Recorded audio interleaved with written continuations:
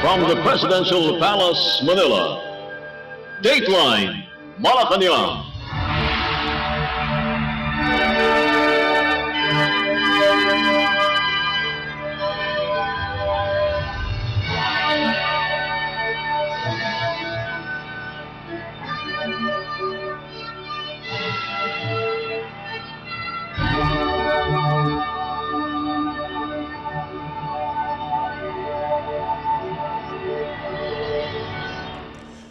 Good day. This is Dateline Malacañang.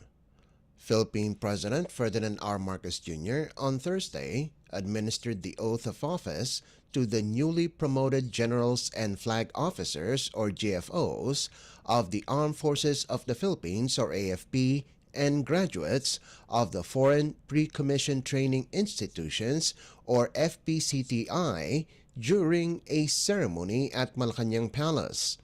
Taking their oath before the Commander-in-Chief are 35 newly promoted AFP generals and flag officers, as well as 9 FPCTI graduates. This marks a significant milestone in their distinguished careers and underscores their commitment to upholding the values and responsibilities of their positions. The occasion also highlighted the officers' readiness to assume leadership roles in the AFP, providing direction and guidance in securing the nation from both domestic and external threats. Let us listen to the speech of Philippine President Ferdinand R. Marcos Jr. during the event. Leadership teaches us that every challenge is an opportunity where we can shine. And in the toughest of times, leaders are those who have the ability to transform challenges into victories. Each of you here had your fair share of challenges in protecting the Filipino people and in protecting our nation. But you have risen above those challenges. You persevered in improving our country's security. You have pursued reforms to better your organization, and you have taken steps to enhance your capabilities. This day is dedicated to those achievements. The courage, dedication, and patriotism of those who have taken the mantle of leadership in the armed forces deserve the highest recognition and admiration from a proud and grateful nation. So in behalf of the entire Filipino citizenry, I extend my sincerest congratulations to the 35 newly promoted AFP generals and flag officers and to the 9 graduates of foreign pre-commissioned training institutions. This career milestone testifies to the hard work, dedication, and adherence to the fulfillment of your duties as vanguards of your security. As you move forth with your journey on this lifelong commitment to the nation, carry always with you the core values of the AFP. I am certain that you can never go astray, so long as you are guided by the time-honored principle of serving with honor and with integrity. To our FPCTI graduates and our new generation of leaders, may you be inspired by the achievements of your senior officers as you grow into the AFP organization. The training, the discipline, the strategies that you acquired abroad will certainly boost our forces' capabilities, especially amidst the increasingly uncertain geopolitical landscape. Our nation relies on you to bring fresh perspectives that will strengthen our defense systems and enhance military cooperation across borders. Undoubtedly, the world demands more from us now than was demanded from us before. We are now expected to be innovative. We are expected to be agile and to have foresight. But one demand that has never changed, and that is for courage. To have the courage to respond, to have the courage to adapt. Last week, we successfully conducted the 7th iteration of multilateral maritime cooperative activity with the Defense Forces of Canada and of the United States. That demonstrates that we remain resolute in preserving our sovereignty by ensuring regional peace and international cooperation. in line with our shared mandate to protect the people and the state, and to secure the country's sovereignty and the integrity of our national territory. The AFP reaffirms its commitment during the Solidarity Pact signing for the 2025 national and local elections. Once again, we find ourselves at the critical juncture where we have to preserve not only the integrity of our election, but the very ethos of our democracy. As a nation that deeply values and honors our right to vote, we are counting on the armed forces to ensure a peaceful, credible, and orderly conduct of the electoral process that Filipinos expect from us. We cannot fail them. To our esteemed officials and graduates today, be among those who stand at the forefront as we march towards a secure, prosperous, and thriving Bagong Pilipinas, a Bagong Pilipinas we all aspire for. Let us all be shining examples of how Bagong Pilipinas should be: disciplined, patriotic, and ever committed to the greater good for the greatest number. Be assured that this administration stands with you, side by side, in upholding peace, democracy, and the rule of law. As your Commander-in-Chief, I offer you my salute and express my utmost appreciation to all your selfless sacrifices and services, not only to get to this point, but all through the years of your duty.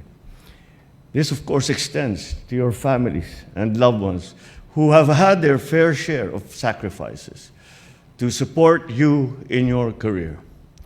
To quote Winston Churchill during the Second World War, they serve too. Those who wait for their loved ones to come back from war also serve. You just heard Philippine President Ferdinand R. Marcos Jr. Dateline Malacañang. More adult Filipinos have expressed support for Philippine President Ferdinand R. Marcos Jr. and his administration, or twice of the support garnered by the Dutertes and their political alliance. Based on the Tugon ng Masa pre-election survey conducted by Octa Research from the 25th to the 31st of January, around 36% of 1,200 respondents identified themselves as pro-Marcos, 18% considered themselves as pro-Duterte, and 8% expressed support for the opposition. Octa Research named former Vice President Leni Robredo, the Liberal Party, and the movements they represent as part of the opposition party. 26% of adult Filipinos tag themselves as independent as they do not support the Marcoses, the Dutertes, or the opposition. Around 12% of the respondents were ambivalent about their political preferences. Octa Research said the percentage of adult Filipinos identified as pro-Marcos has steadily increased since the first quarter survey conducted in March of 2024. Across major areas and socio-economic classes, notable shifts in pro-Marcos support have been observed. In Balanced Luzon, support significantly rose by 4 percentage points, rising from 43% to 47%. A similar increase was noted among Class ABC respondents, where support grew from 38% to 42%. Slight decreases were recorded in Metro Manila, 39% from 42%, and among Class D, 36% from 38%, while significant declines were observed in Duterte's bailiwick in Mindanao and among Class D. Octa Research noted that regionally, pro-Marcos support varied widely, ranging up to 78%.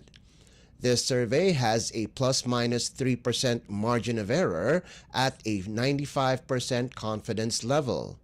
Subnational estimates for the geographic areas covered in the survey have the following margins of error at a 95% confidence level, plus minus 6% for Metro Manila, Balanced Luzon, Visayas, and Mindanao.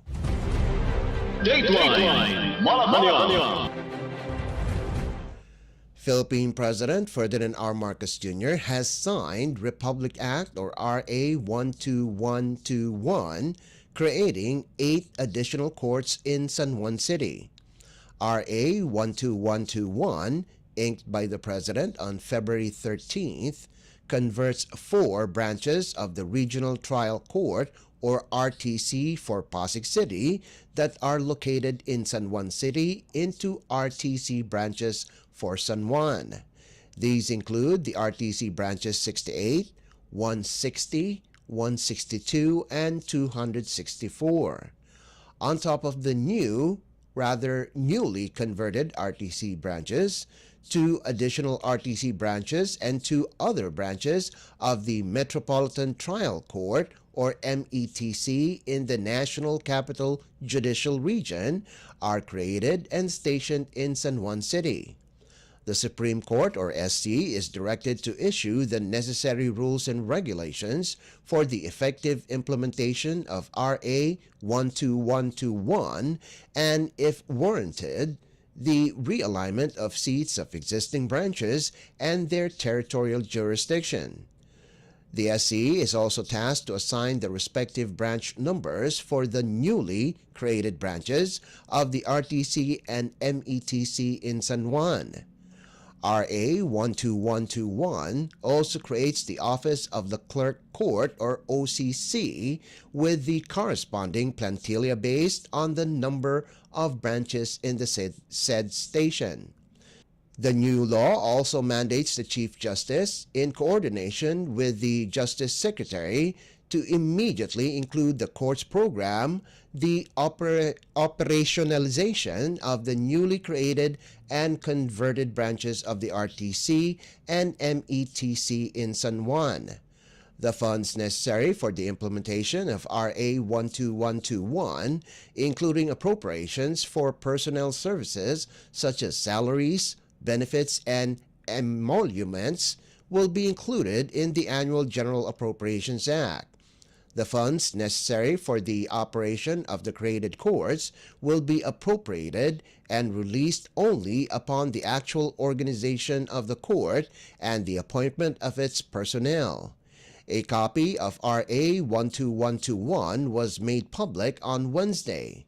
The law takes effect 15 days after its publication in the official gazette or in a newspaper of general circulation. Dateline Malacañang. Presidential Communications Office or PCO Acting Secretary Cesar Chavez on Thursday confirmed that he resigned from his post and will vacate the office on February 28th or anytime earlier when his replacement is appointed.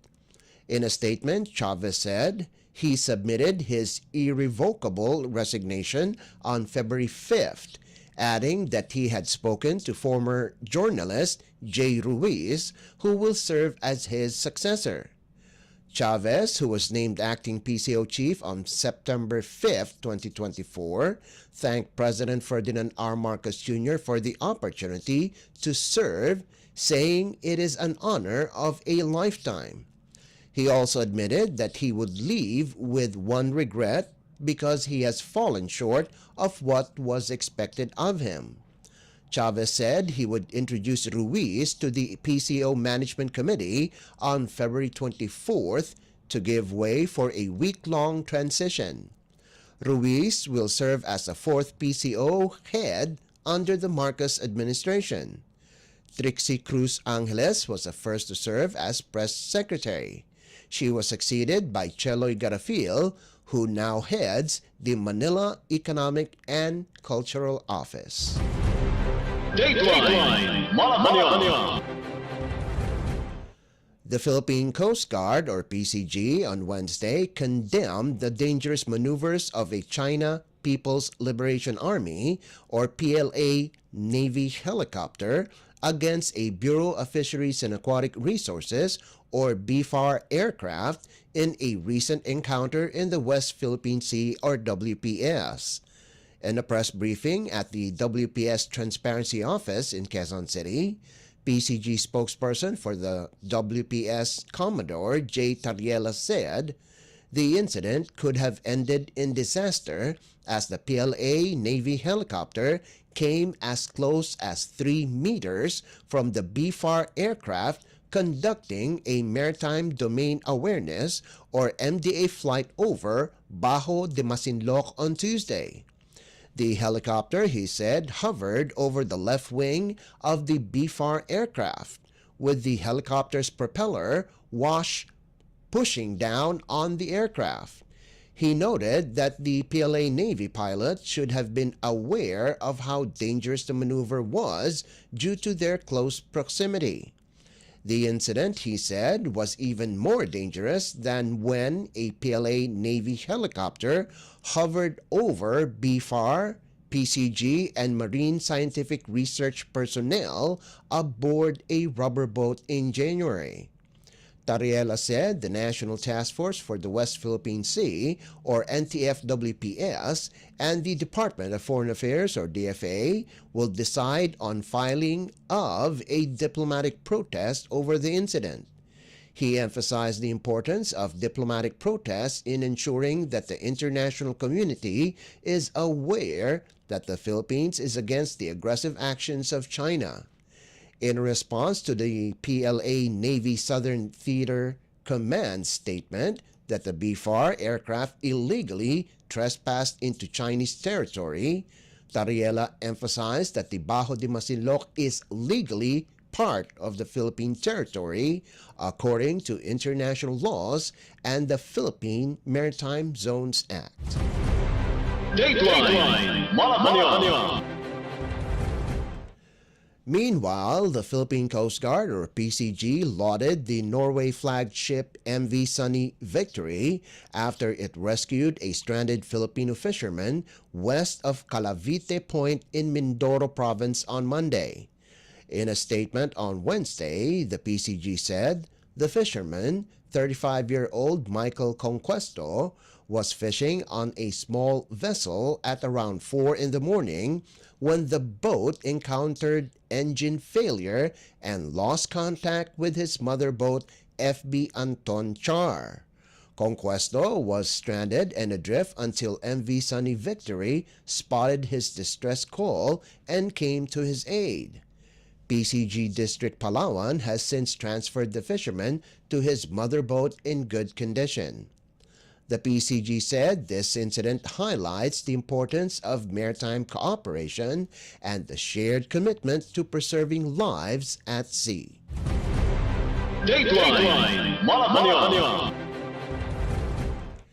And finally, Filipinos working and living in Papua New Guinea, or PNG, are advised to exercise heightened caution amid a surge of violent incidents, most especially around the capital, Port Moresby, and nearby towns. The Department of Migrant Workers, or DMW, and the Overseas Workers Welfare Administration, or OWA, on Wednesday cautioned overseas Filipino workers, or OFWs, in PNG to stay vigilant. The DMW's warning is based on an earlier security advisory by the Philippine Embassy in Port Moresby, urging Filipinos to get in touch and immediately report any Filipinos who may be affected and in need of urgent help. In recent weeks, Papua New Guinea has been beset with a series of brutal attacks after 2 women were reportedly killed in separate incidents, with one of them abducted, gang raped, and murdered by a group of over 20 men in Port Moresby. In response, authorities have begun dismantling a nearby settlement where the incident occurred in search of the suspects. These events have ignited public outrage and intensified discussions on the pervading issue of gender-based violence. The United Nations, meanwhile, has denounced the violence and urged authorities to bring the perpetrators to justice. However, the UN noted that collective punishment and forced eviction, including property destructions, are blatant human rights violations. The Philippine Embassy discourages unnecessary travels, especially during late hours. Data from the Department of Foreign Affairs, or DFA, shows that as of 2018, there were about 40,000 Filipinos in Papua New Guinea, mostly working in the services and agriculture sectors. Dateline Malacañang. Before we conclude our program, Radyo Pilipinas World Service of the Presidential Broadcast Service is heard over the following shortwave frequencies: 9.475 MHz, 15.640 MHz, and 17.820 MHz. You can also visit our Facebook page and YouTube channel at Radyo Pilipinas World Service. You'll be able to hear and view our Filipino and English programs, including news updates here in the Philippines. Kindly subscribe, like, and share our posts as well. And that concludes this edition of Dateline Malacañang. For Radyo Pilipinas World Service, this is Leo Magpayo. Good day and stay safe. From the Presidential Palace, Manila, Dateline Malacañang.